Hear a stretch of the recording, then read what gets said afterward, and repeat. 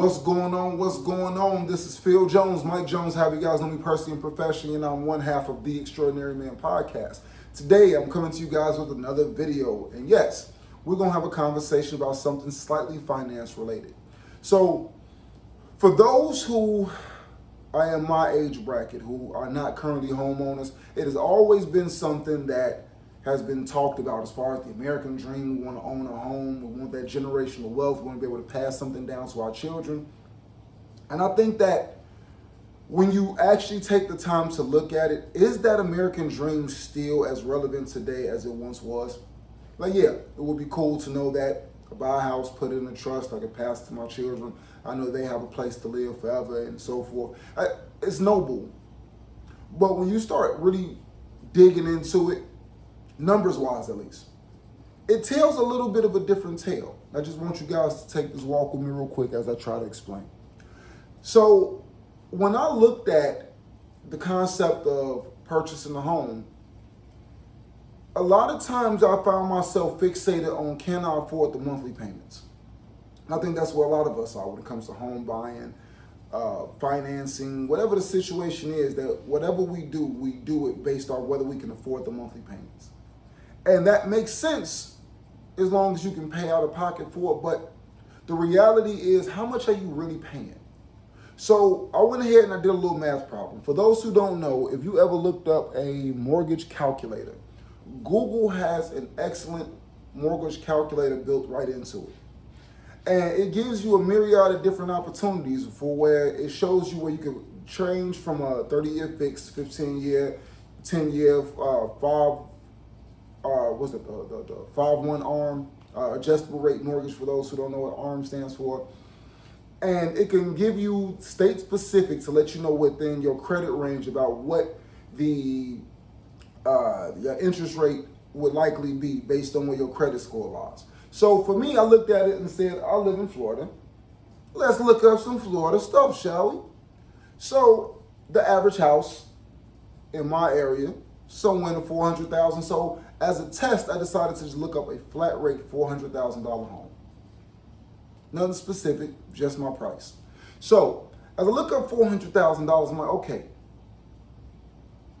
based on the average credit score, according to Rocket Money, for people in my age bracket, the average credit score is a 690. So when I put it into the interest calculator, or put it into the mortgage interest calculator, it gave me the range between a 680 and a 699. So these are the statistics that I'm going off of. So now what happens is that I use the state-specific average credit score, average price of a home, 30-year fixed rate mortgage. So according to what I found, it's telling me that the base cost for that house will be $27.86 per month. That's cool. It's cool. Not necessarily what I would want to pay for a house, but cool. Take into consideration I live in Florida, things are a little bit pricier here. But now you ask yourself, $27.86 per month over 30 years at a 7.459% interest rate. When I'm done paying for that house, the actual loan itself, I'm looking at $1,002,960. So $400,000 is going to cost me an additional $600,000. That's crazy. That's crazy. It's a 120% markup on a $400,000 house, just to break it up into those incremental payments. So now you look at that and you say to yourself, well, where could I live if I was paying $27.86 in rent versus what I could buy for a home? And I look around the United States and I look around what my options are, and I say to myself, wait a minute. For $2,200, $2,300, $2,400, I could live in actually pretty good spots. The place I live in now, I pay significantly less than that. And when you look at what the cost of home ownership would be, I get a lot more bang for my buck to rent. Now let's take it a step further than that. That $400,000 and that $1,000,000 $2,960 that I quoted you guys, that's just the price of the loan. You know what wasn't factored in? Whether there's an HOA fee, property taxes. That's just the price of the loan. The down payment. So let's just say you're trying to get a conventional. You're going to put 20% down on a $400,000 home. That's $80,000 that you're going to be giving right out. So just add those numbers up. So this is my upfront cost, which is going to bring down the price of what the actual home is going to be. So you deduct the $80,000 from the $400,000, which is going to slightly reamortize or recalculate that $1 million thing, but it's not going to bring it down that much. We might be looking at, over the longevity, we're still looking at almost $900,000, a little over $900,000. So the more money you put down, the more you chip away at the loan, the less over time that you will pay. True indeed. However, what if you don't have 20%, 30%, 50% to put down? So now if you're trying to get an FHA and you're putting 3.5% down, well, you're going to be more than likely paying the higher spectrum of that loan over, say, a period of time. And with anything that's going on in that neighborhood that raises property value, your taxes go up. To maintain that area, if you're somewhere in Florida, more than likely you're going to be paying for an HOA. So HOA is likely going to go up over some point in time while you're there. So what you're paying, $27.86, if you don't have the 20% and you have to put a PMI down, that PMI can easily be another $850.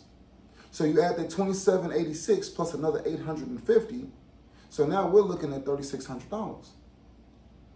And that's not including taxes. So as that property value increases, so do your taxes.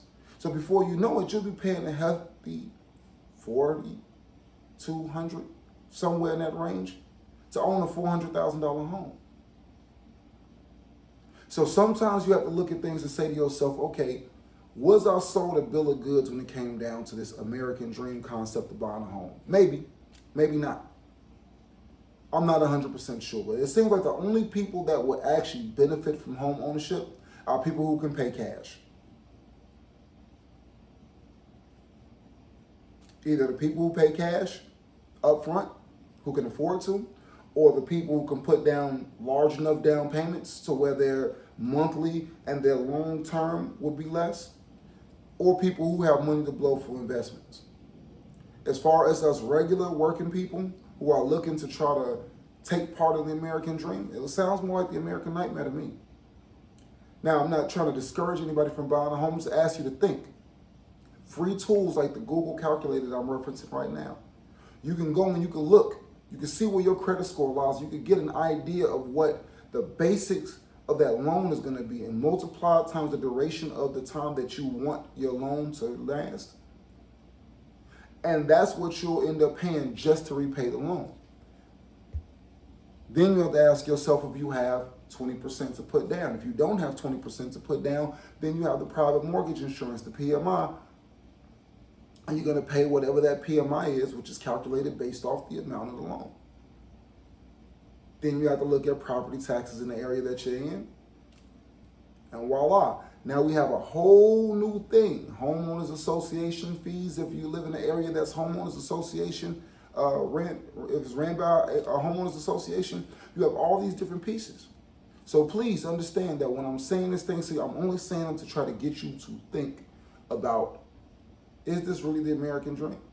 Or is it really a racket? Anyway, guys, that's my time. Always like chit-chat with you guys. Let me know what you guys think in the comments, and thank you for your time as always. Stay tuned for the next video.